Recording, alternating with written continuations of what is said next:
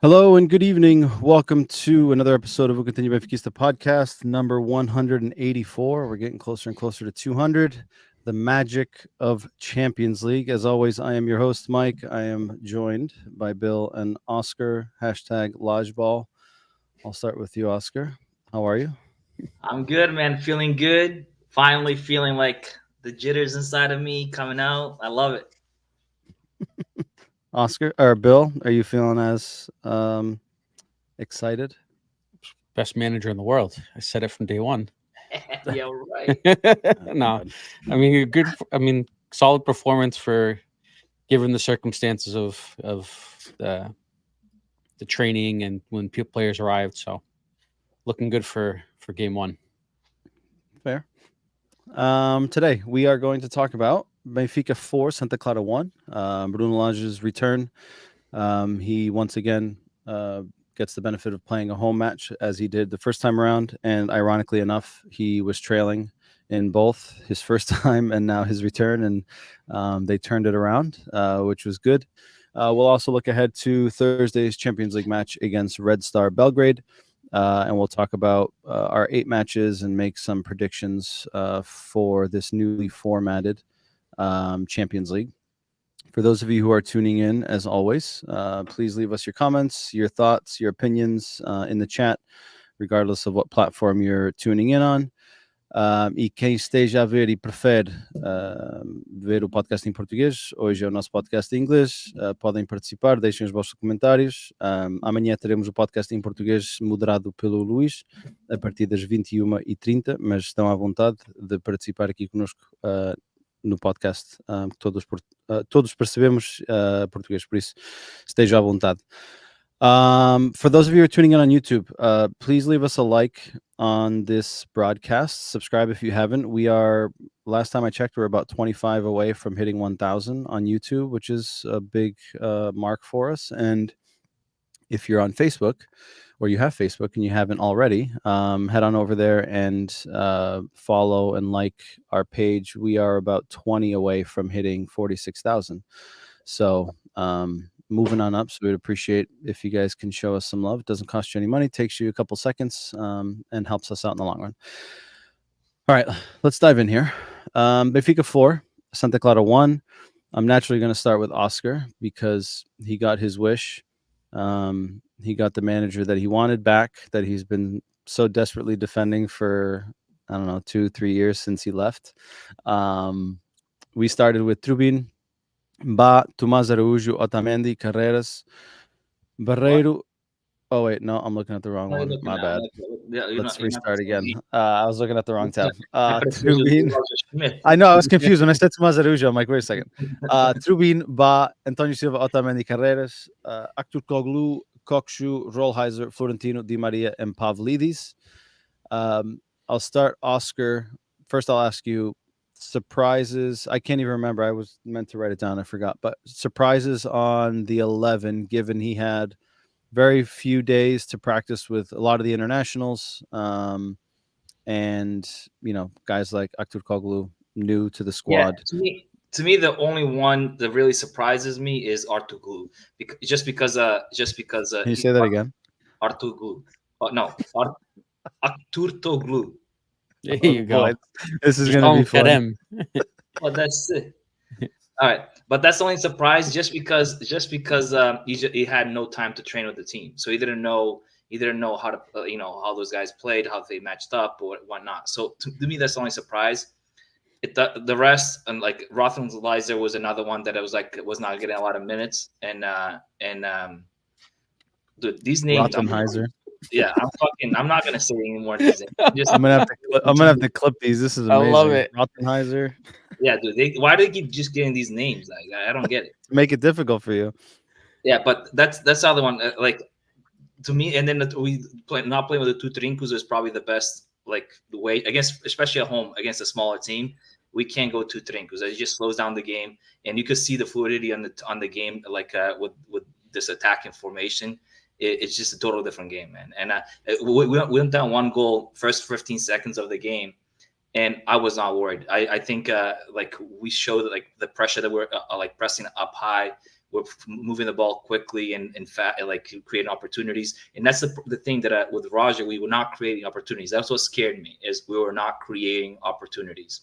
And once it came 25 minutes, we already had like 2 or 3 opportunities to score a goal. I'm like, this is going to be the first one go in, and we're going to kill the game. I was so confident, like just the way we're playing, that I was not nervous at all. And if it was Roger there and we suffered a goal, to me, it would have been like, shit, are we done? That's the big thing. I will agree with that. I did feel, with everything that surrounded this game, with his return, I feel like the fans finally got an injection back into them. And even though we went down early, I wasn't concerned that like we wouldn't be able to turn around, which, again, like you said, right, I think is a good feeling, because I think maybe we haven't felt that way in quite some time, right? We've had some good years of Benfica where it's like you go down and you're like, all right, we're going to score. At some point, we're going to score. Yeah. And you could see like another thing I noticed is like you could see how Roger used to be on the sideline compared to how Bruno Lage was. Bruno Lage was interactive. He was like moving up and down the line, telling people, players, what, like go forward, go back. You know, he was more interactive with the players. And at the end of the game, I saw, which to me is the biggest surprise, is Kökcü, his interview, because he met a man of the match. He was more like, we're all trying so hard to impress this coach. We're trying so hard to impress. It's a new page, right? Like basically everyone's starting from zero. So to me, is like, wait, were you not trying when Roger was there? Like, I mean, they could have bin. I mean, he obviously said he was frustrated, but again, yeah, I think so to me, it's like, were you not trying? Because I mean, we were not playing that great, and you're fighting for a spot on the 11. Were you not trying then? Like that was just raised a little flag. That's it. Fair. Bill, what did you think of this performance? I thought we played well. I think the first few, maybe 5-10 minutes, I think it was a bit, I wouldn't say bad. It was just like sloppy, right? I think there's a lot of missed passes, and I wasn't worried. I was just like, is this going to be a little like the first 45 minutes going to be like getting the rust off type of thing, where it's going to be a struggle to get through, and then we finally click. But like Oscar said, by the time we hit that 20th, 25th minute, I think the team was playing well. There was fluid movement. We looked well. We looked good, and we were creating opportunities. To the lineup, to me, again, I think that Kerem is the surprise, right? Just because he was one of the last ones to come back, because he actually went back to Galatasaray for like a farewell little tour thing at the facility. But that was part of surprise. He was with Turkey there. Yeah, so he was already in the country. Yeah. But Kökcü had come back right after the game, so he stayed another day. Yep. That was a surprise. I think Rollheiser, I think it was a bit of a surprise, but I think we all said Renato was going to start, but he got the injury, so it kind of pushed him into the surprise. It kind of pushed Rollheiser into the game. What I was surprised about was positioning, though. I figured with Rollheiser, he'd be more of that 8, and Kökcü would play a little further up, but we saw kind of that reversed, right? Well, they alternated too. Yeah, they did. Right, but for the most part, Kökcü was playing more of that 8, and Rollheiser was. But it also looked that because we spent 90% of the game in their half. Yeah, and Rollheiser was essentially. I had seen like a heat map of his before of Rollheiser. He was very much covering that right side, kind of providing Di Maria that assistance defensively. That, I mean, he's not going to track back for most of the game. So having a guy like that's going to put in that work defensively and cover kind of Di Maria's gaps helped. And then again, the goal was, I think once we hit that, we conceded early in a horrible, like I watch it back and I'm still trying to figure out like what Otamendi was like. He got all sorts of twisted and then made that last minute decision to like lunge at it and it just blew my mind. And I think people have been commenting on Twitter about it, and I think it's a valid question. Like, is it time for Otamendi to be pulled type of thing? Because last year he had a few actually more than a few costly errors. But I mean, Tony had his too. Right. But remember, Tony is 19 years old or 20. Correct. No, I don't disagree with that. But I also think, and and I completely agree. I think it's definitely a valid conversation, right? He's not getting any younger. But I mean, between the three of us, we've all played at different levels and we've played with different teams, right? The impact of maybe losing your anchor at the back, your leader, right? You don't know what you're going to you don't know what you're going to get with a Tomás Araújo and Antonio Silva at the highest level, right? Right. I think as the season progresses, I think we eventually end up seeing that. I don't think that's impossible. Yeah, you can't. But I think making that judgment now, I think could be tough because of his status, right? And I know Oscar had mentioned it in the comment in our chat, right? Like Roger had pulled Vlaco Dimos after that game against Boavista last year. Yep. But again, Vlaco Dimos didn't have the status that Otamendi has, and I think there was already some frustration brewing between him and Vlaco Dimos, which maybe that game made it easier for him to pull that card. But I do agree that I think as the season progresses, Oscar, do you think, or would you make the poll now? I think depends how we do in the Champions League. Like you said, I think we need the captain. I think you need somebody with experience leading the line from the back, like an Otamendi. I don't think Thiago Araújo or Antonio Silva can take that leap yet. Tomás Araújo can take that leap yet to the captain and leading the team. And then if you think outside of that, who else is in the team that can be that leader? I was just gonna say, I was just trying to think about it. Who else could be there? Who else can you who are you gonna put there? Coxu? Tino would be the other captain, but like he doesn't come across as a leader. He's probably quieter than anybody on the team. I don't see him pushing anybody or yelling at anybody or arguing with the ref for a call. Like we need Otamendi in there. I mean, the only person I'll be honest with you. And if in a year or so, I think Antonio Silva might be the guy because he's got the personality. He's got the personality to basically, but Otamendi is needed. I don't see anybody else taking that role. Yeah, I think as the season progresses and if there's an obvious need, I don't. I also said at the end of last year that I think Otamendi potentially leaves in January, either for the MLS or Argentina. I'd be surprised if he stays the whole season. You think so? So I wouldn't be surprised if I'm being honest. I think that we got rid of Morato. I don't think he leaves. I think if Morato was still on the team and we had at the beginning of the season, what we thought were four starting caliber center backs, right? I think that's a potential, but now that we only have three, right? I don't think we saw him. And another big key is like if we make it past the next stage in Champions League. If we are, I don't think we'll let him leave in January. Yeah, fair. But we also have to. I'll be interested to see how he manages guys like Otamendi and Di Maria, given we're playing 2 extra games out of the gate for Champions League. Yeah. Plus, if you progress to the next round, plus we've got the Club World Cup, right? And that's especially Otamendi, he basically had no vacation. The Club World Cup is in next summer here in the U.S. Right, but at that time, Otamendi probably is gone, and Di Maria probably too. Well, no, because their contract will be till the end of that. Yeah.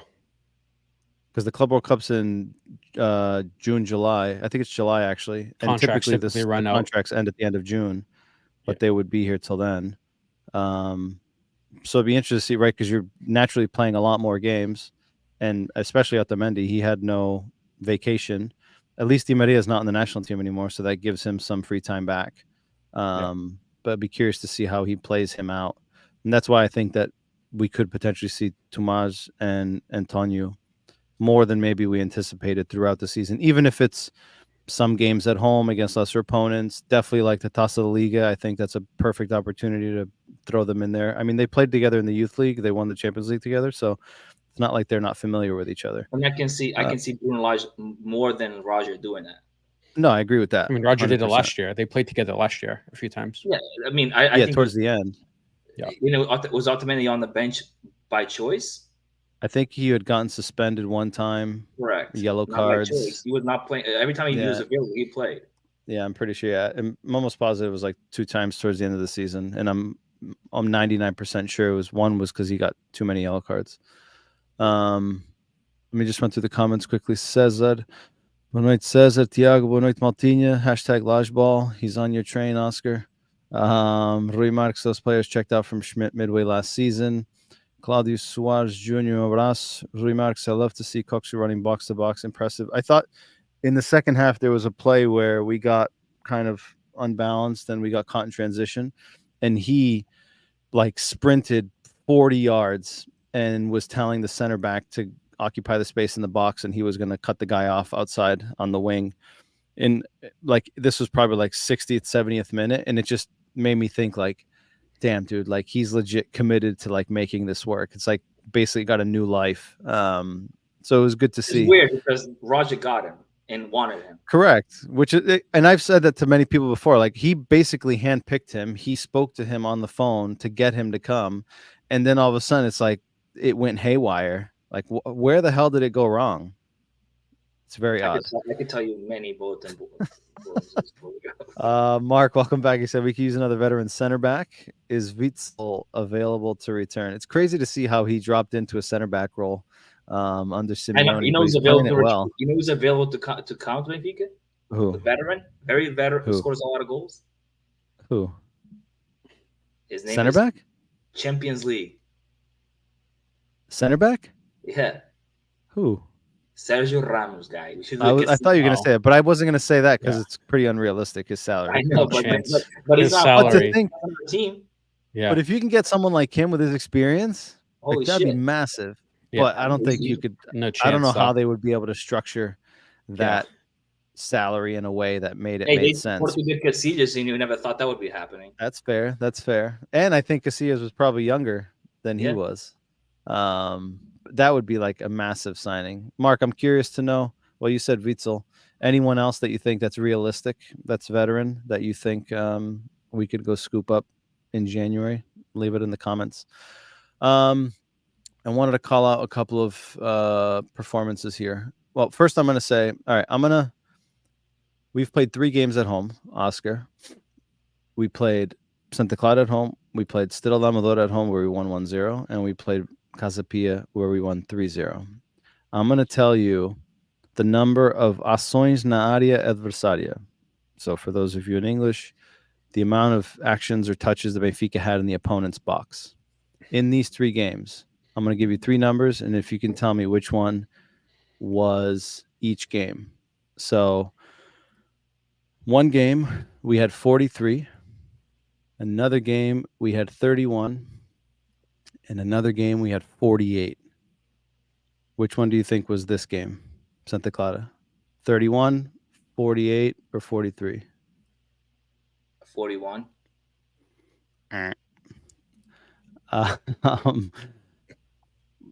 Which one do you think? I didn't want to go 48, the obvious, but. So I'm going to give you some numbers here. Against Casa Pia, where we won 3-0, we had 48 ações na área adversária.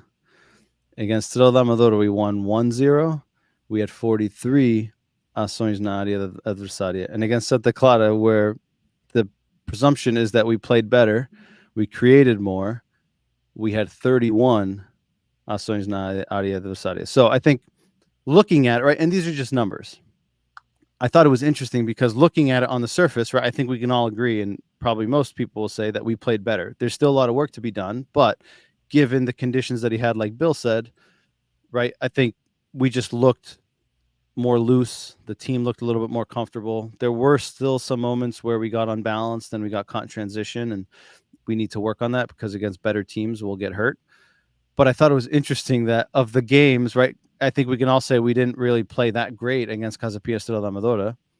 And in those games, we had more actions in the opponent's box than we had this game. Let's take into context. Like it's probably like long balls to the box. That's an action on the opposite side. Against Santa Clara, we were organized going forward. Organized, meaning like the ball is our possession, not a long ball to our forward, to our striker, and then it's an action on their side. So that's I get that's what I'm saying. It's just a number, but I thought it was interesting. Like I would have, if you had put those numbers up for me without me looking, I would have assumed, right, we won 4-1. The higher number was definitely against Santa Clara, and it ended up being the lower number. We had like 10 opportunities to score a goal. So like we were there, but I think it was more organized going forward. We were there creating opportunities. And like Mark says, right, I prefer efficiency over number of chances, especially based on upcoming tougher competition, which is essentially what we were. right? In 31 touches inside their box, we scored 4 goals. Our expected goals was 2.2. Against Tadilla, we scored 1 goal. Our expected goals was 1.5. And against Casapia, we had the most touches. We scored 3 goals, and expected goals was 2.4. So I thought it was interesting, those numbers, just looking at them kind of on the surface without much context. Bill, Harry Potter from Istanbul or from Turkey has arrived. I know there's a ton of hype around him. I don't know if you guys saw there's a Twitter account from Turkey that says they're going to start broadcasting all of Benfica games on Twitter. I had seen they had I like don't know. 30,000 people like watching the last 30. game. They had 250,000. Was it 200? Oh, fuck off. Yeah, Holy Benfica, shit. watching the Benfica game on Twitter. And it's just like this has taken Benfica by storm, the Turkish fans. What did you think of his first minutes in the Benfica red? I think we saw glimpses. I don't think it was like an outstanding performance overall. I mean, guy just arrived, had probably 1 training session with the team, and it was probably not even like a legit training session. It was more of like a relaxed session. But I think we saw glimpses of his potential. I think we saw the intensity, right? I think it's his like desire to want to get on the ball and take people on. We saw that. And I mean, the goal, bit of luck, but good run. You meant to do it? Dude, the way it comes off, like I think he meant to do it, but I think like the way it comes off his foot, I think there's a bit of luck there because it doesn't look like he wanted to hit it with like. I think he just wanted to get it away from the goalkeeper. You just yeah, but the way it hit, I think he intentionally did it too. I think there was a bit of luck in it, but the run, I mean, the run is the right run to make, right? And yeah, credit to Kökcü too. That ball is fucking inch perfect. Turkish connection. Yep. So I mean, I think he looks like a good player, right? I think the value looks there, and then what we paid for him even more. But I don't think it was an outstanding performance. I know there's a lot of hype around him. Turkish fans love him. He wasn't one of our better players, but I think that he definitely showed that there's a ton of potential there with him, and the intensity and the work rate is there. So for me, it was overall a good performance, but I think I'm expecting a lot more from him. For our Turkish fans that are watching or tuning in after the fact, don't hate us. That's just Bill's opinion. He doesn't reflect the opinion. I like him. I mean, he looked good. I think there's more there, and again, obviously, given the from 0 to 10, what would you give him based on your comments just now? His rating, 7.5. So it was a solid performance, but again, so your 7.5 seems much higher than what you just said. Yeah, that's why I said it was a solid performance because you said like it wasn't that great. He got. Yeah, I don't think he was outstanding. I was expecting like a 6. Oh, no, I don't think he was outstanding. I thought he played well. I just don't think it was. I think the Twitter hype around him is a lot higher than what the performance deserves. That's all I'm saying. Were you surprised by that number? I mean, I'll be honest with you. I'll be honest with Bill. I actually agree with Bill. I saw a lot of missed passes from him, a lot of given goals that didn't work out, and it all has to do with like the connection that he has with the team. It's not there yet. And I think with a few more weeks of training, you'll see that start clicking next game. But I did see a lot of that missed passes. You know, he was trying to fake career to lose the ball. He was just like sometimes in La La Land because, like I said, he doesn't have that connection with the players yet. But you could the guy just got there one day. And like Emilio said, you saw a lot of glimpses of him that were like, shit, this guy is real. He's legit. So let's improve the connection between the players and basically he'll take it to the next level. I'm positive he will.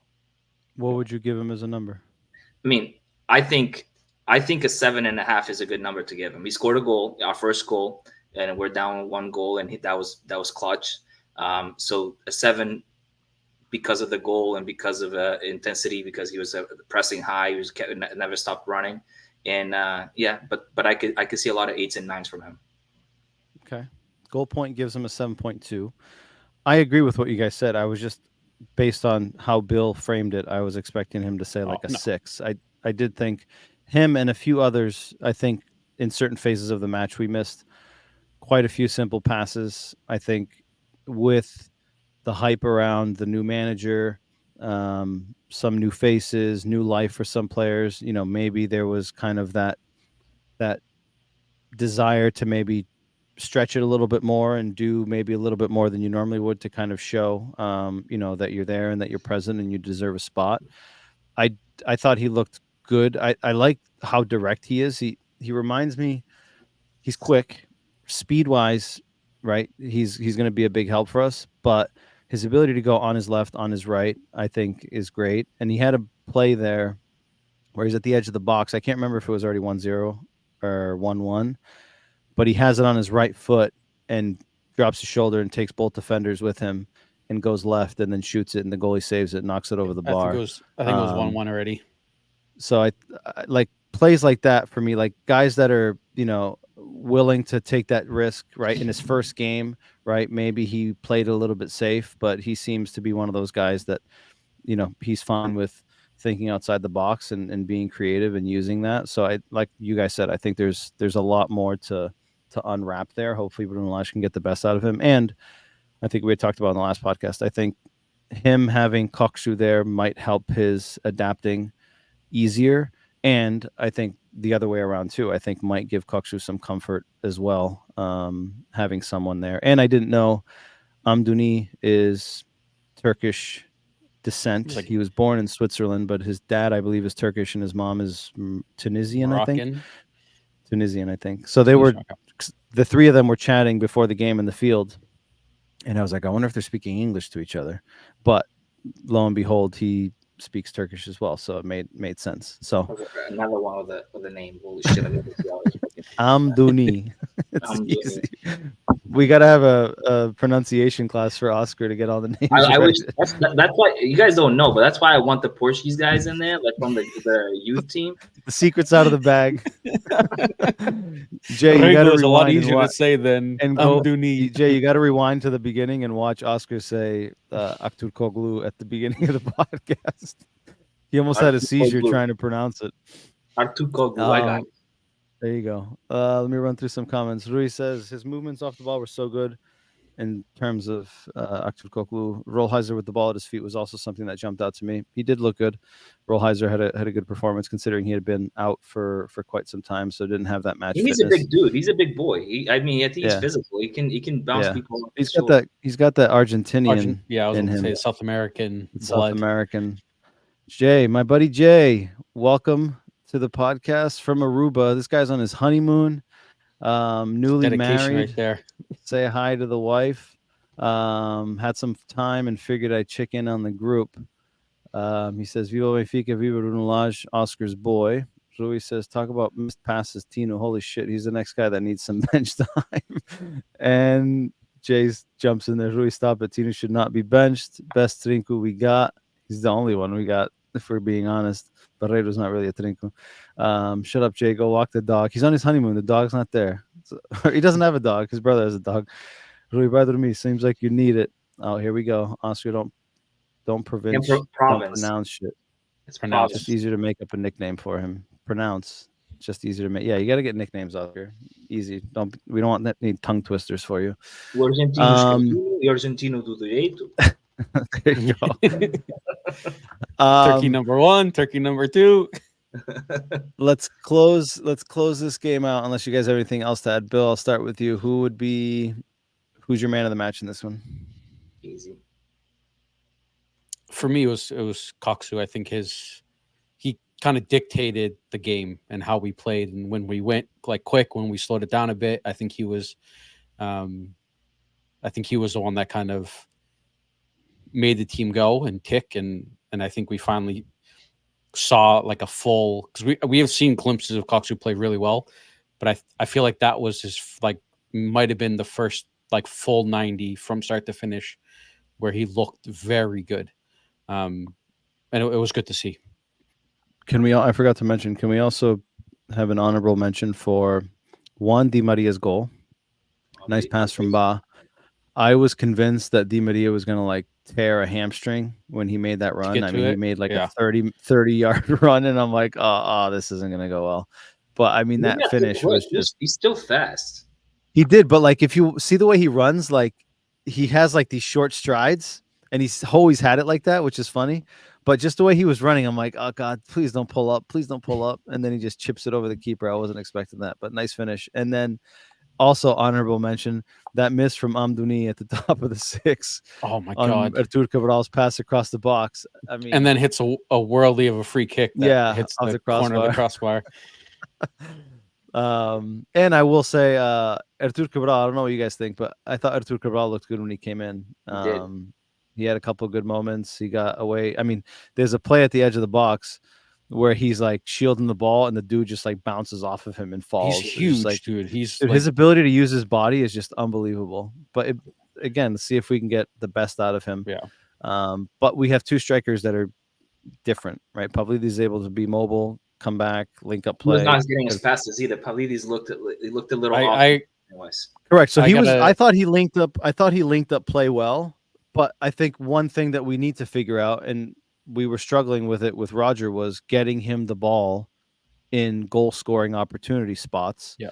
And he's shown us that when he can get the ball in goal scoring opportunity spots, he can put it in. But again, I can't recall any in this game that he actually had like any shot. an opportunity to score. I can't. And I'd seen someone post on Twitter, and it was essentially like, "Are we concerned with him not getting his goals yet?" And I'm not. I would be concerned if he was missing. His work rate, yeah. Well, that and if he was just like, if he was just like not really involved in the game much, right? Like I think everything he does off the ball and like away from the goal is huge. I think the goals will come. I think it's one of those things where like once he gets one or two, then it's just gonna flow. We got to find a better way. And again, he only had a couple of practices to work with the team, but we just got to find a way to get him the ball and goal scoring opportunities. I mean, if he was able to get the best out of Seferovic, right, I'm not too concerned that he's not going to be able to do something similar with Pavlidis.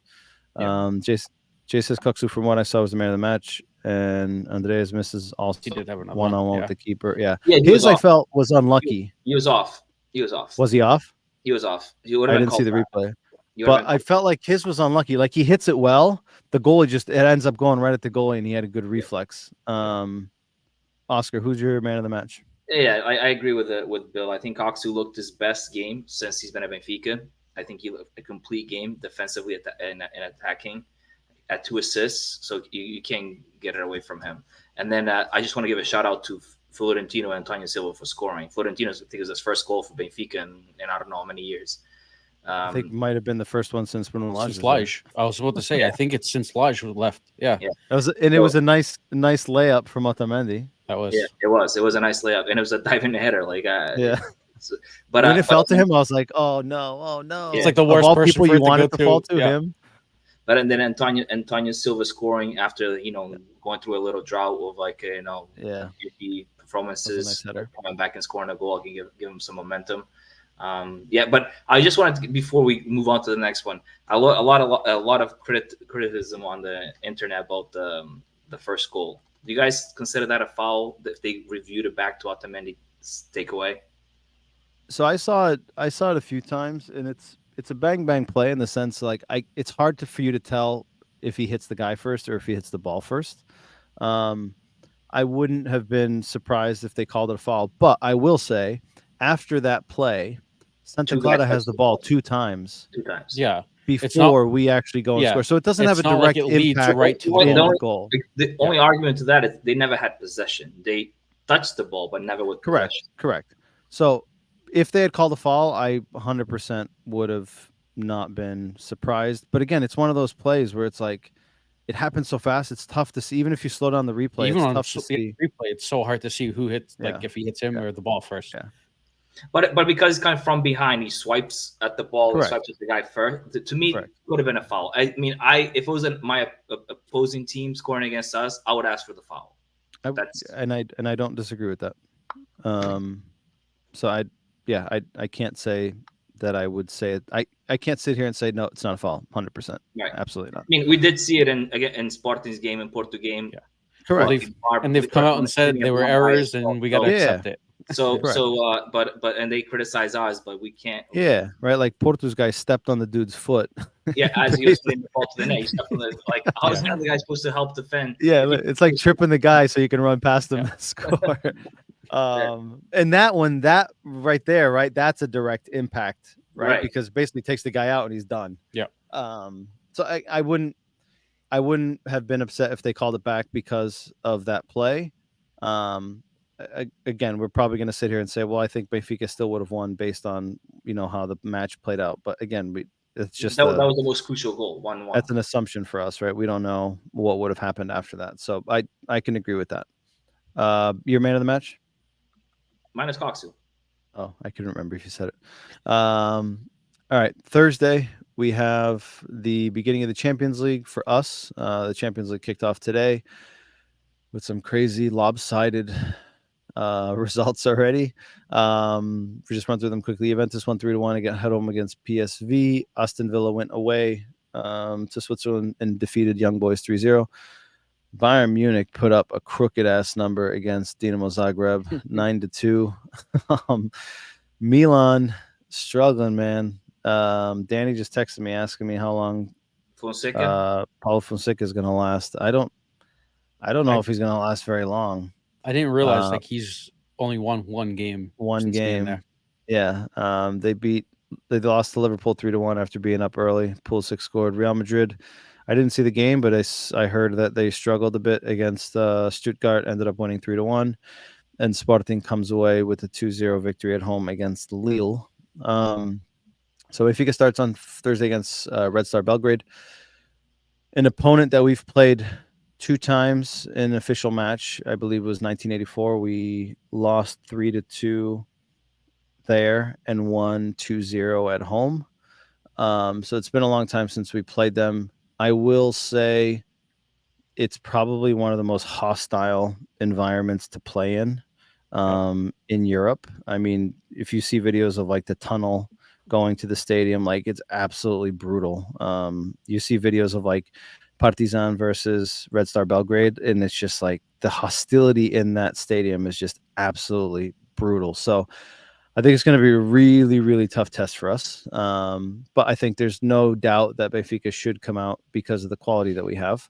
But wanted to get your thoughts. Oscar, I'll start with you.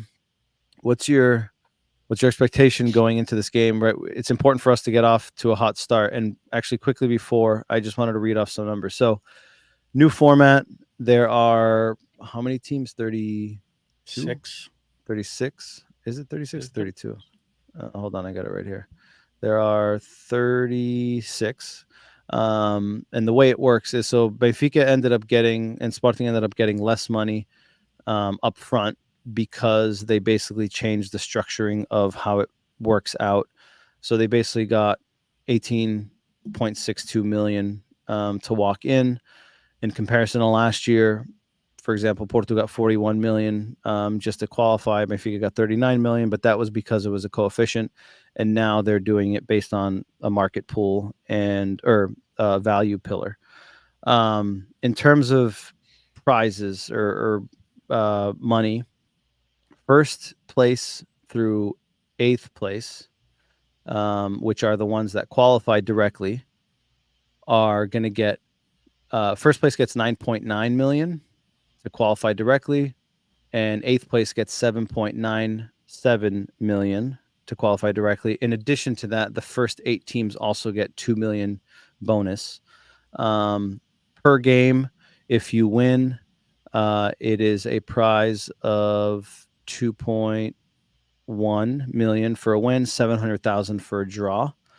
The teams that finish 9th through 24th, which is the teams that go to the playoff, they will vary between 7.7 million and 3.57 million for those slots.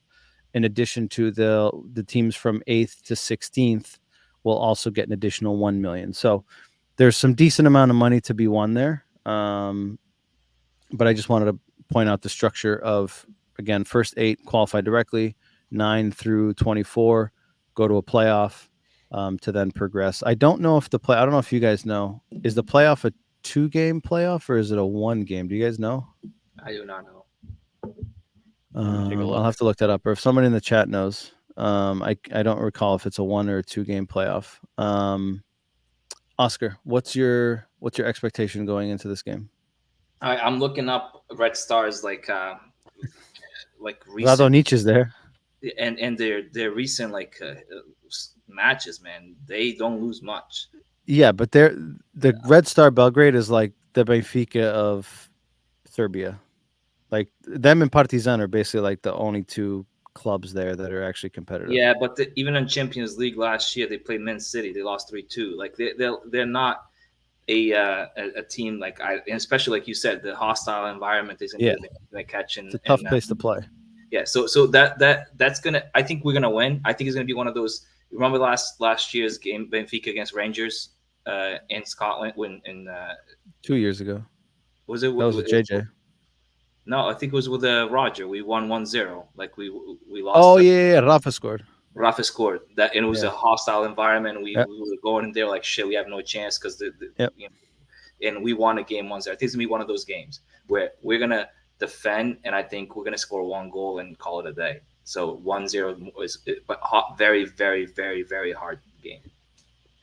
Andrew, I haven't seen the name here, so if you are not new, I apologize, but he confirms here it's a 2-leg playoff to go to the round of 16. So at least that's good.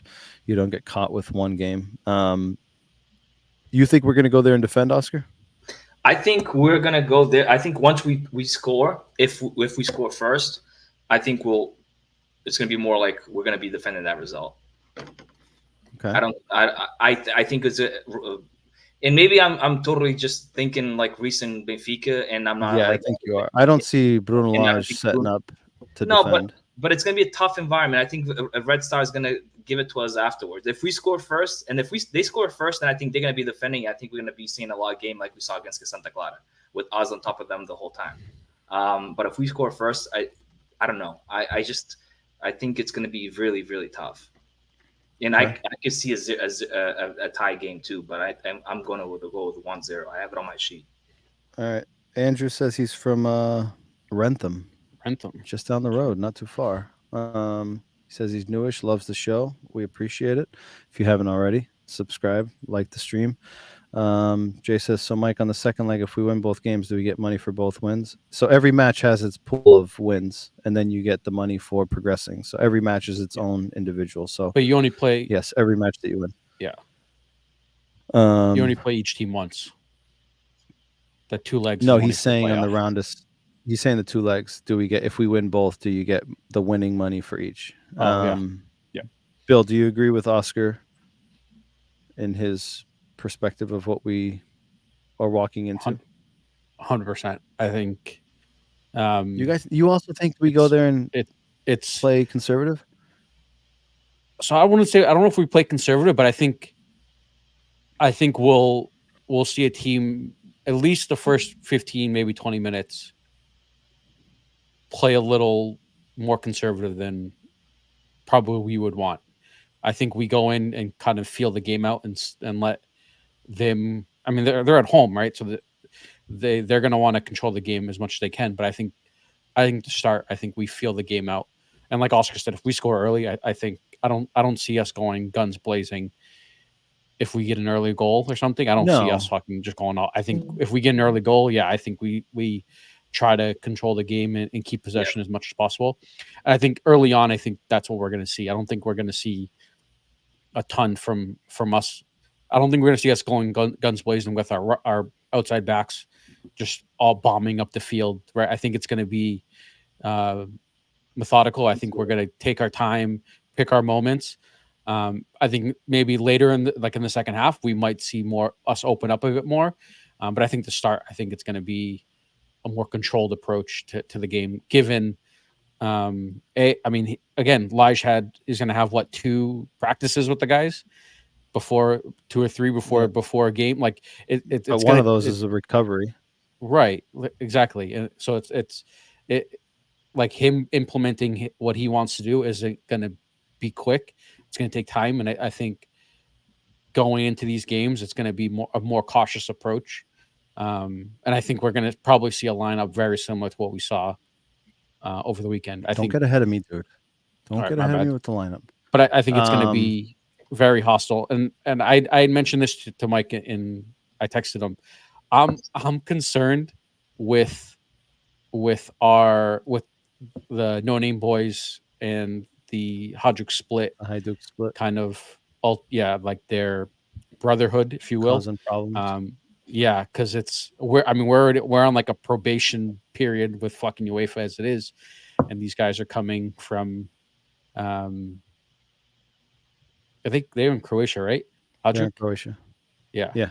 And there's already fears. I had seen articles and reports from coming out of Portugal that the local police are worried about those fans. And I actually saw something today that they're trying to ban any Benfica fans from bringing in any Hajduk split, like paraphernalia, flags, gear type of thing to kind of.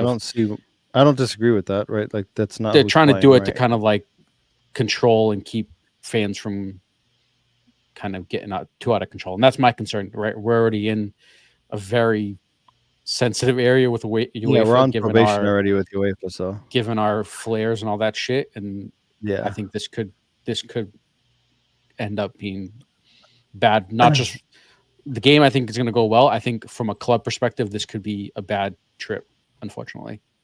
I hope it's not. Mikey says team is still figuring out how to play with each other. Hard to tell, but I don't think this team is afraid of pressing forward anymore. Jay says Lodge Ball 2.0 or 2-0 we win. No stupid mistakes. Says the Silva says there will be blood. Hopefully not. I'm going to go the opposite way of both of you. Now, I'm not saying that Benfica is going to come out guns blazing and push forward and open themselves up. I was looking at Red Star's Champions League game or qualification match against Bodo Glimt. And in both games, Bodo Glimt had more possession than Red Star, home and away. At home, Red Star won 2-0. They scored a penalty in the first half, and then they scored 2-0 in the second half. But they had 42% possession. And in the second game, they lost 2-1. They still progressed, but again, they had less possession than Bodo Glimt. I am expecting a team that's going to come out and going to want to control the game. Again, I think we'll be methodical. I think we'll be smart about how we possess it. I don't think we'll open ourselves up too early, but I do think Red Star will sit back given the difference in quality. I mean, that goes without saying, right? I think they will sit back, and I think they will try to get a feel for the match, try to hold things tight first 15 minutes, allow their atmosphere in their stadium to kind of help and pick them up a little bit. And then depending on how those first 15, 20 minutes go, then we could potentially see them come out of their shell. But I would be very surprised if Benfica doesn't come out and control that game from the outset, and with Red Star giving up that possession right out of the gates, with the hope of trying to hit us on the counterattack. Jay says, all right, I'm out going with the wife. I'll be on next week with you guys. Enjoy the rest of your trip. Say hi to the wife, and safe travels back. Later, Jay. Yeah, that's the way I see it. And I don't like Bruno Lage is a guy that likes to play offensive ball. I just don't see him. I feel like it's very out of character for him to be like, all right, let's just kind of sit back and feel it out. There's different ways to do it, right? I don't think you guys are saying that we're going to sit back and just wait. So I think between you guys and where I'm at, I think we're kind of like in the middle. In the middle. Yeah, I agree. Because, like, just remember, like against Santa Clara at home is a game that you can absolutely see Lage going all offense. Yeah. In a hostile environment away in a Champions League where a lot of these players have not played, they're still new to the team. They're still Lage can't implement all this in a few days, right? So I think it's gonna be more conservative. I think it's gonna be more like let's feel, like you said, let's feel it out, and then let's. Oh, with the ball, I think we'll have the ball. With the ball, feeling it out. Yeah, we won't be watching them possess it and sitting back. Correct. We're not going to be behind the half line defending the hook for our lives. We're going to be. And another thing as you have to take into consideration is like these both Benfica and Red Star are playing each other, and these are points we need to get, right? Correct. And they look at it probably the same way.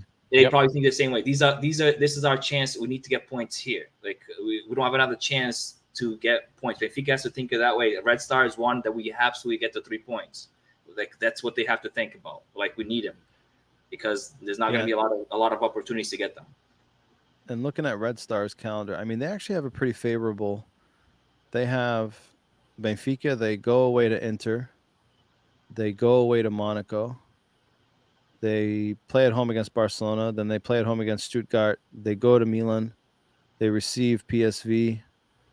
And then they go. Oh, the game against Young Boys is the last one away, right? So they have, I would probably say half of their games there are pretty attainable, right? Obviously, Benfica, Inter, Barcelona are the ones that stand out. Milan, you just don't know what the hell you're going to get from Milan at this point, right? Yeah. So I think, right, for Benfica on the opposite side of that scale, right? Like this is an absolute 3-pointer. Like you can't not come away with this. Bill, do you think you had mentioned briefly the lineup? What changes do you expect, if any?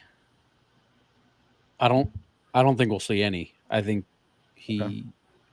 unless there's like an injury or something that pops up, I think we see the same lineup again, given the lack of like being able to implement everything he wants. I think the best for the team right now, given that, and we're playing every fucking 3 days, so can't really do too much. I think it's just the consistency with the lineups, right, and having that core in. And I don't see him making any.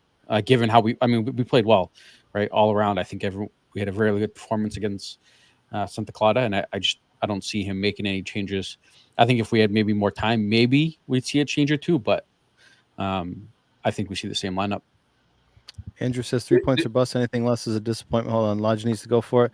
Says, worst part of the game is it starts at 2:45 a.m. The shit we do for our club. Are you in Australia? Because that's the only one that I could think of from a time zone difference. 12:45 Eastern for us. Yeah, 12:45 for us. So I think Australia right now is 14 hours because of the daylight savings. Man, impressive if you're tuning in. So what time is it over there? Oh, so it's morning for them. Yeah, sure, yeah. Over there. Yeah, because it's 1:30 in Portugal right now. Oscar, you agree? Any changes you expect? What's Freddie looking like? Is he training? I think he's out for like another week. Yeah, I think he'll be back. I think he starts training next week. All right. So if Freddie is out, that's probably the only one that I would think, okay, can we put him inside for maybe Rolheiser, whatever the fuck you're saying his name is? Rolheiser. Rolheiser.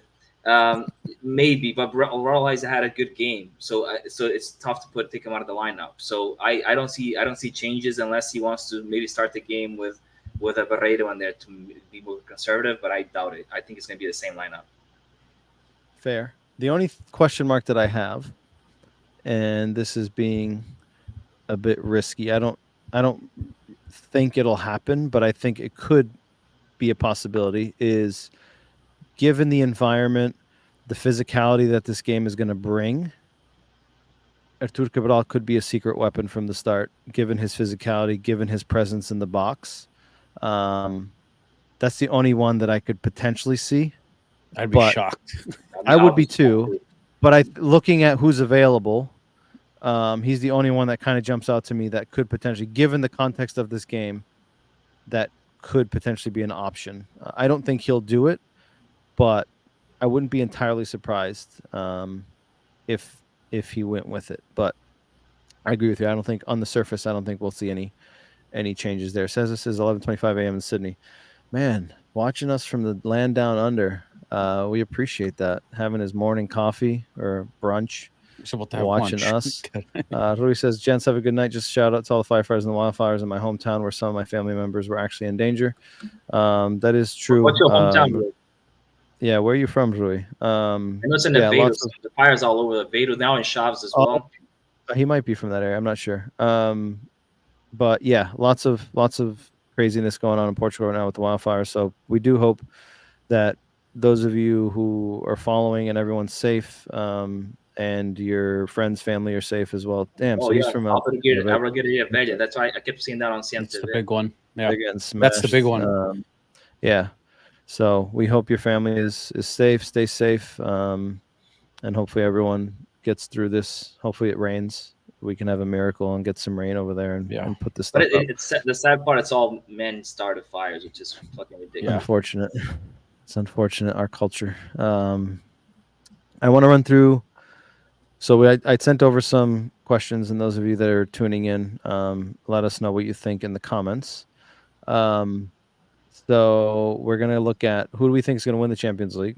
Who is our pleasant surprise in terms of a team?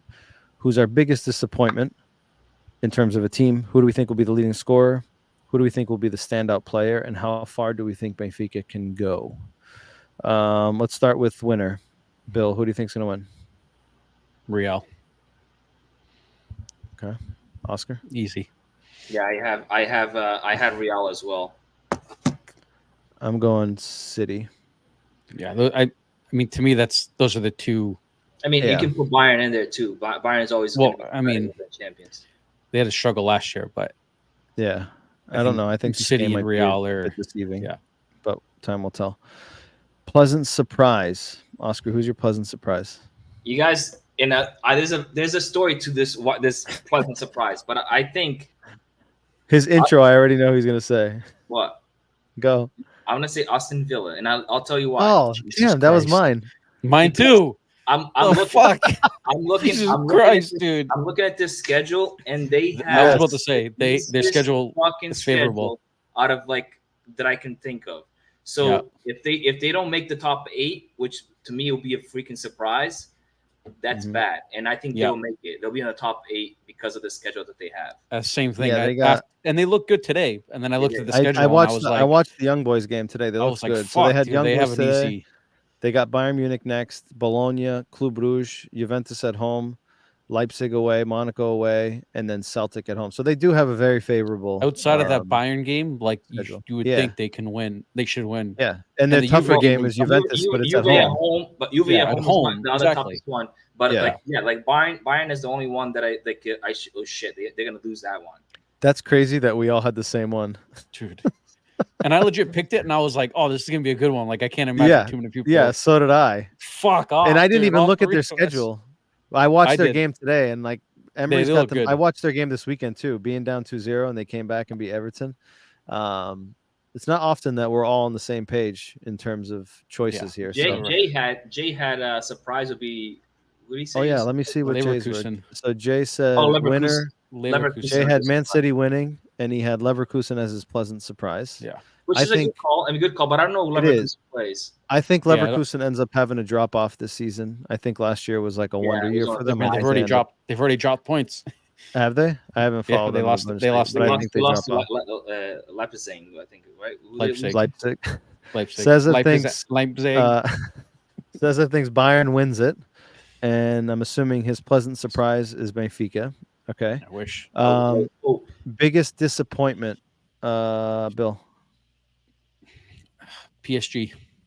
I mean, Jason said PSG as well. It seems like every year they spend up there like everyone, like the big guys, and every year in the Champions League, apart from that one when they made the final, they seem to choke it.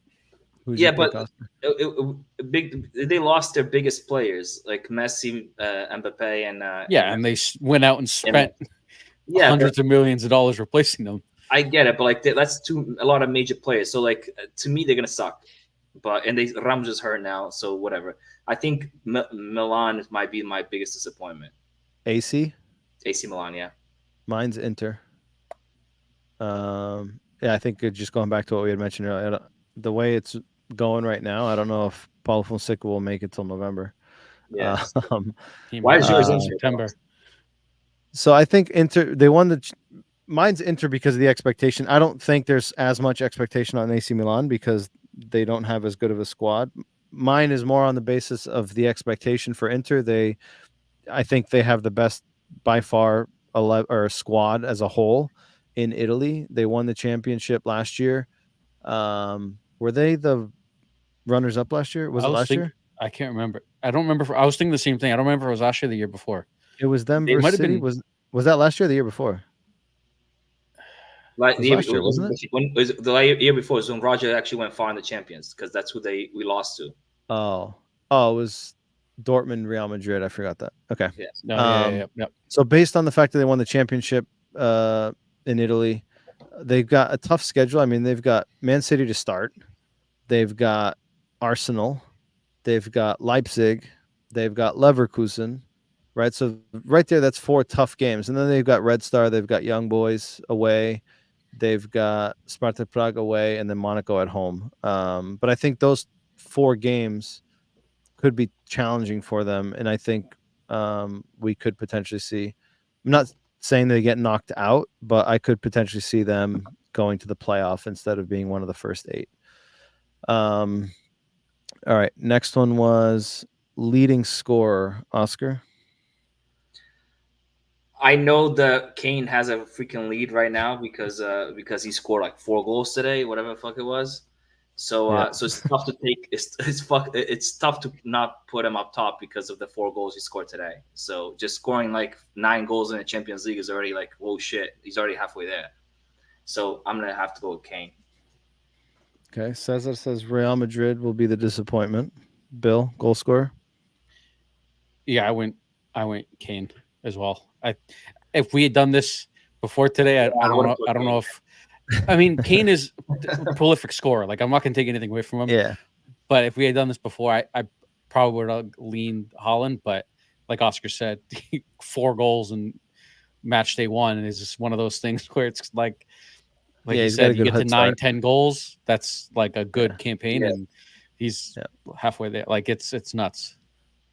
Yeah, I'm going to go with Holland. I don't think Kane is going to have remotely close to a game like he had today. I think the pieces all just fell into place. I don't think Dinamo Zagreb's that bad. I don't know what the hell happened. I didn't see the game. But I'm going to go with Holland on that one. Jason had Holland as well. Or did he? Hold on. No, he had Kane.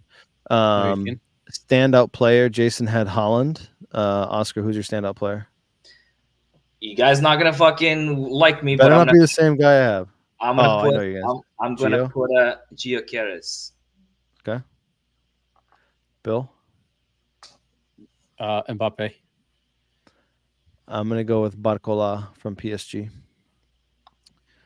And last but not least, how far do you think Benfica can go? Jason has us going to the quarterfinals. Bill. Round of 16. So we get through the playoff. The playoff, or get through that phase. Get through. Yeah, I think we get through the playoff. But so I'll ask you this: do you think we get in the top 8, or do you think we go to the playoff? No, I think we go. Given our schedule, I think we go through the playoff. Oscar. All right, so I kind of went through Benfica's games and I put a result that I think is going to happen. All right, so I was just going to do that was our next exercise. So let's just do that now, and then you can tell us where we think. Me, it's up with Benfica 12 points. That's. All right, so Benfica, Red Star, you think we win? 1-0. Bill, you think we win? Yeah. All right, I think we win that game. Benfica, Atleti. Oscar? At home, I have Benfica 1-1. Yep. So a tie. Bill? I'll take a tie on that one, yeah. At home. I think that game is one that we could potentially win, given the opponent. I'll go, I think, 2-1. Benfica, Feyenoord. Oscar? I have Benfica 2-1 against Feyenoord at home. This kid got scores. After what we did to them in preseason. Oscar or Bill? I think we win. Yeah, I think we beat them. I think that's a game we have to win. I don't have a score, but that's a game we have to win. Benfica Bayern, I think we all chalk that up to a loss. I put a line 5-0 Benfica. Chapa 5. Yeah, I put a line through it, so I'm not even You put NA, not applicable. Yeah. a lot of static. Monaco Benfica. Oscar. I have 1-1. It's not gonna be an easy game away in Monaco. Okay. Bill? Again, I think that's a game we have to win. Right? You're looking at the points we have to get. I did seen something like it. Some computer fucking generated thing said, I think 10 points to get through to playoffs was like what it was predicting. So you start looking at it. That's a game I think we need to win. I don't think it'll be easy. Again, away at Monaco is going to be easy, but I think it's a game we have to win. I'm just looking right now. Currently, Monaco is 3 wins, 1 draw in Ligue 1 with 7 goals scored and 1 conceded. That game is obviously a few months away, but Yeah. I think that's a game. I would say that's a game that we have to take points, given how far down the path that is. I don't know. Right now, I wouldn't say it's a must win, but it's a must not lose, I would say. Right. Must not Um, lose. Neil, welcome back. Neil, didn't Benfica beat Bayern a few years back and then they stole Renato from us? No, I don't think we beat them. I think we tied I think 2-2, we was tied it? Yeah. We tied there Ro- 2-2, and we lost 1-0 at home. Yeah. No, at home we scored. I think he's Right, talking about the game that Jimenez scored. That's the header that Jimenez scored, and then the That was at home. free kick. That was at home. That was Yeah, at so we home. tied 2-2 at So home. I and think we lost 1-0. there. 1-0. Yeah, but And then he stole Renato. Renato scored against us the next game. yeah, he scored against us. Yeah, Yeah. at the start of the lose. That Correct. happened. Neil, that was a long time ago. Things have changed. That was Rui Vitoria, right? Yeah, Yeah, Yep. it was. yeah, I against think it was Pep. the game that Rui Vitória went to the Bancada after the Benfica got eliminated. Like he got kicked out of the Oh, and he was bench, watching it in the stands. and he was Yeah. watching the Yeah. fans because we tied 2-2 or something like that. Yeah, yeah. What else we got? We got Benfica Bologna, must win have- for me. I have 2-0 Benfica. Bill, win. Okay. Win. Yep. Benfica Barcelona. See, I have Benfica. Are we at home or away? Home. I can't remember. We're Home. Home. I have I Benfica think losing 1-2. I think this is Losing? a game where we can steal points. I think we get a draw here. Man, at home. So far, we only have one loss, Pedro. I mean, Bill. Dude, I don't think Barca. So we're is gonna as- go, and you say why don't we go first top 8? If you only have one loss, Bro. why don't we go top 8? look at the fucking teams. Yeah, If I you know, look but at you the- said they were going to the playoff, but I think you only Yeah. have them losing against Bayern. yeah, and then everything else is points. So we'll go top 8, brother. It's 10. I think it was like Go 10. big or go home. Go top big eight, or I go think- home, Bill. Dude, I don't. I Well, just based don't, on your numbers, you got 3 from Red Star. You got had 3 what? A from tie against Atletico? Atleti. Yeah, Did you you had say a win or tie. tie? I had a tie. So with 4, Athletic. beat Feyenoord 7, lose to Bayern, beat you said Monaco. beat Yeah. Monaco 10. 10, I said Monaco. Yeah, it was a Beat- Monaco's a win. beat Bologna 13. 13. Yeah. Get Barcelona, points you against were Barca. just you were said just tie. saying Potentially a 14. tie. I think a tie. The way Barcelona, again, this is only in January. A lot can happen, but if I had looked at it today, Flick's got them playing pretty good ball. I would say again, this is, even though it's at home, it's a must not lose. But I wouldn't be surprised if we ended up losing this game just because of the way Barcelona's playing. And again, there's transfer window. That game's only the 21st of January. So Juventus away. Last game. I have a tie, 1-1. It's a Bill? loss. I think it's a Yeah, loss. that's a loss. Dude, Juve looked real. Away at Juve is hard, and Yeah, Juve looked good today. we went there when they had Pirlo's and fucking Pogba's, Yeah. and we beat them. I mean, it can happen. With one less guy. But One last we guy. wouldn't have. I think looking at a level headed back then, we wouldn't have picked us to beat them. Neil says UEFA Away. Lona. Yeah. Barca Yeah, always I think wins. when the Rajo had the team playing well, we beat them both games, right? At home and away. We Yeah. beat them at home. Was it 4-3, 3-0? and then away we beat them 2-1, I believe. Did we beat him or tie him We away? beat them. I think we beat them, if I'm not I can't mistaken. remember. Yeah, I don't remember. You might be right. I can't remember. Actually might have it here. Head to head. No stats available. No. I do remember because actually You should. no. I'm thinking at I don't home. know. Wait, did Roger play Barcelona or that was JJ? That was We JJ. did play Barcelona. We won That was 3-0. Seferovic at the That was end. Could have Darwin. scored. Yeah, Seth missed at the Camp Nou. The tap. Yeah, Yeah. But at home we beat them 3-0. Correct. Darwin scored. Yep. But did Roger play Barcelona? No. No, Roger played Roger played Juventus, Juve. and we played Juve. Oh, I thought you were just saying when Roger played, Roger beat Barcelona. No, Roger beat Juventus both games. Yeah, fourth. Yeah, we were dumping on them 3-0. So Yeah. the and last they almost, the last five games against Juve, we have a win, a draw, and then 2 wins and a loss. Yeah. So 3 wins, a draw, and a loss against Yeah, Juve. we won both games against the Juventus this last Champions League with Roger. The way we went to quarterfinal or semifinals, whatever it was. Yeah. Neil says, are we starting to open up to this new Champions League format? Going to be tough for Benfica, but we can go through. Do you guys like this new format? The thing is, it's a luck of a draw when it comes to like who you play, because like you just see like Red Star is going to play a lot of junk teams, and they're going to probably get a spot up top, and Benfica plays hard teams in that. Like PSG is going to be fucked because they have Yeah, and they all have the hard teams. So it's a luck of a draw who you get to, because it's basically another league.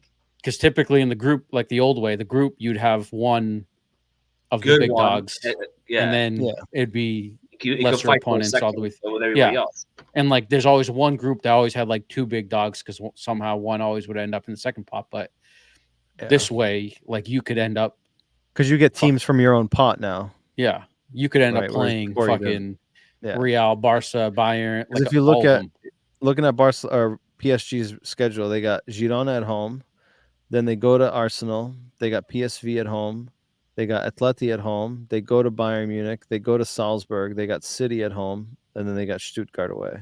Yeah, they've got 4 or 5 tough games there. Yeah. So yeah, I don't mind. I don't mind the format. It's just like we're adding at least 2 more games. Plus, you still got all the international games, right? I don't know if you guys saw Rodri's I was about to bring that up. Where he had said, the players are on the verge of potentially going on a strike because, no one asks their opinion on these formats and all these new ideas and all these games they have to play. And it's just like, dude, it's brutal. And I get it, right? Like, perception for us is these guys are getting paid millions and millions of dollars to do something that they love. But like at the end of the day, it's between travel, and I get they obviously have resources available to them from a recovery perspective that your general athlete doesn't have, but like their bodies, they're humans too, right? Like they're not robots, right? Dude, just the amount of the ACL travel and knee injuries you see now are so much higher. With all the traveling, all the fatigue, right? It's just, it eventually ends up catching up to you. And I wouldn't be surprised if at some point the players are just like, dude, like something needs to be done. But again, it's a cash cow, right? Like they want more games, they want more money, they want TV money, they got advertising money, right? So it's like, while they position it as like, we're going to have this new fancy Champions League with more games and potentially have more highlight matches during the group phase, right? The reality is that's basically it's like when a company says, oh, we have unlimited PTO, right? It's like stats show you that people that have unlimited PTO end up taking less PTO than the ones that have accrual, right? And I feel like the Champions League is the same thing, right? It's like, oh, we're going to, you can have a PSG versus Manchester City in the group phase, right? It's like, great, but there's also 2 more games. Oh, and by the way, you're getting more advertising money. Oh, and more TV money, like, right? So it's just like, there's something off the back of this that you guys are getting that you're not selling to us. Yeah. All right, so Thursday we got the game. Hopefully it's a W, and then next Monday we have Benfica away to Boavista, and we'll be back Monday evening off the back of that game to discuss both these matches. Hopefully 2 positive performances, and then Oscar will have Lage ball in capital letters instead of just 1 capital L. As always, don't forget to like, subscribe, follow on all the social media platforms: YouTube, Twitter, Instagram, Facebook, Twitch. I think that's all of them. Gentlemen, any final thoughts before we sign off? Just basically a question for both of you. So was I right? Were you too right early about to fucking tell, dude? Lage. Yeah. Too early to tell. I was gonna go. Come on. I was surprised you didn't mention that earlier, because I was gonna go back and get a couple of podcasts from JJ's return, and I remember it vividly, where we went like 9 or 10 games without losing, and I remember your exact words were, "Let's not get ahead of ourselves. We haven't played anyone good. Yes, we're winning, but we haven't really been challenged." And I was waiting for you to say it earlier, but you didn't. But eventually it ended up coming out. So we did look good. I want to take your words and your approach. We did look good. It was Santa Clara. I have hope. Santa Clara was doing good. It is. I knew it was going to come out.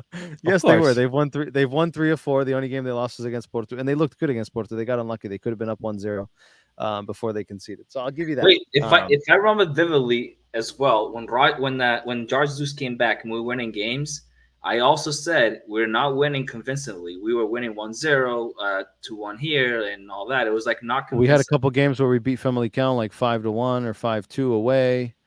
Yeah, but that's 3-4 games in. It was more like the first few games were like it was just 1-0, barely winning here. Barely But now you're going off of one game. No, because I already. The thing is with Lage, I like, and this is just my opinion. Because you like him. I like, I get that. and I like get the that. way I like the way he puts this team's playing, even though like they didn't result in Botafogo and whatever. But No, I don't disagree with that. So I was just happy, man. And then Listen, right now, so far, I'm hitting it. So let's not fucking jinx it. Listen, I would love to ride this high of a wave with you all the way through. I would love nothing more than at the end of the season to be like, Oscar, give me a fucking hug and a kiss because you were right.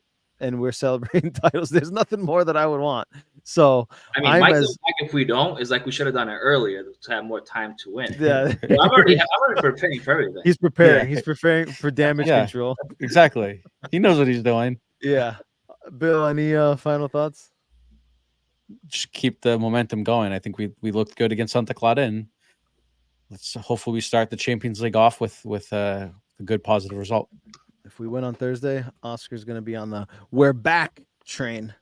Oh yeah, thank you. He might be on it already. He's definitely on it. He just hasn't turned the key to start the car, but he's definitely sitting in the driver's seat right now. You guys are we will. Even if I have to hold on to the hood, I'm coming with you.